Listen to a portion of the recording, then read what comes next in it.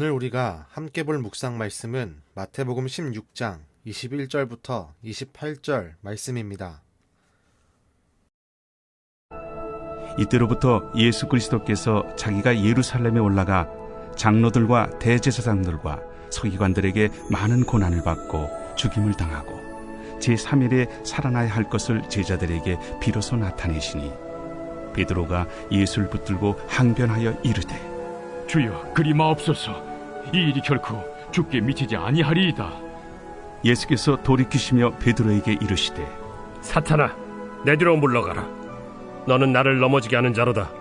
네가 하나님의 일을 생각하지 아니하고 도리어 사람의 일을 생각하는도다. 이에 예수께서 제자들에게 이르시되 누구든지 나를 따라오려거든 자기를 부인하고 자기 십자가를 지고 나를 따를 것이니라.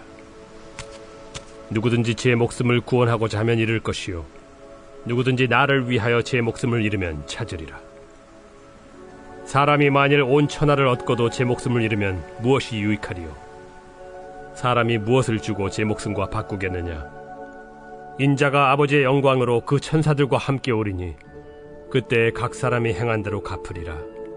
진실로 너희에게 이르노니 여기 서 있는 사람 중에 죽기 전에 인자가 그 왕권을 가지고 오는 것을 볼 자들도 있느니라.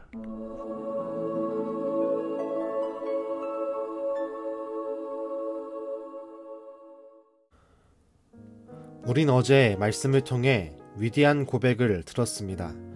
베드로를 통해서 황제 숭배의 도시이자 우상의 도시, 힘과 권력자의 도시 한복판에서 예수님이 하나님의 아들이심과 그리스도이심이 선포되었습니다.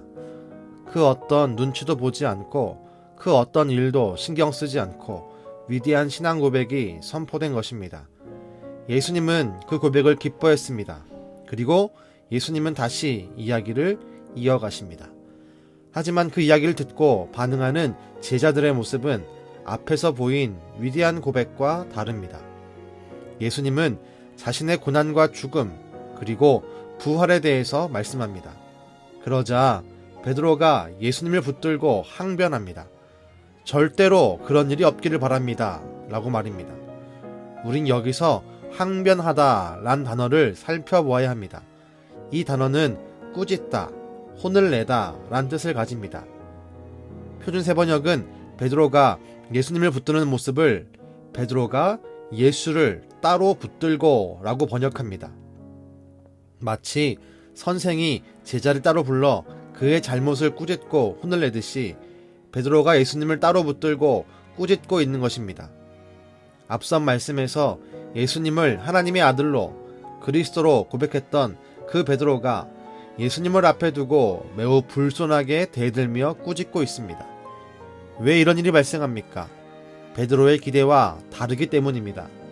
베드로는 예수님을 그리스도요 하나님의 아들로 인정했고 고백했습니다.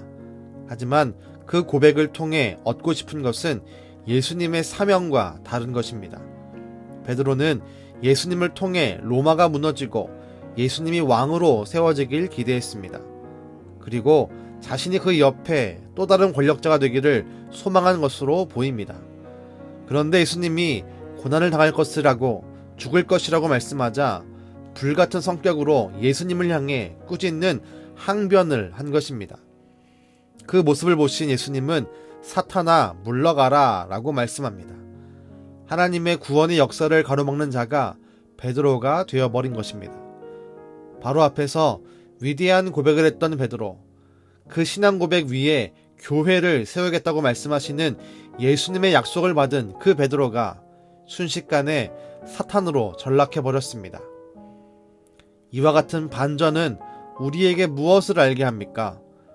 우리가 주님의 계획을 인간적인 방법과 감정 그리고 생각으로 반대한다면 우리도 사탄이 될 수 있다는 뜻입니다.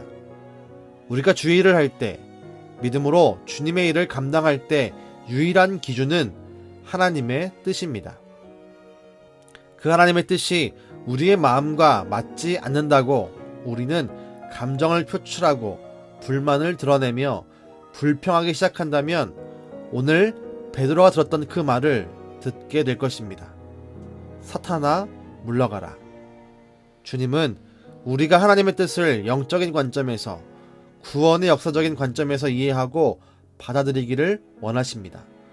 그리고 그 일에 우리가 순종함으로 동참하기를 원하십니다.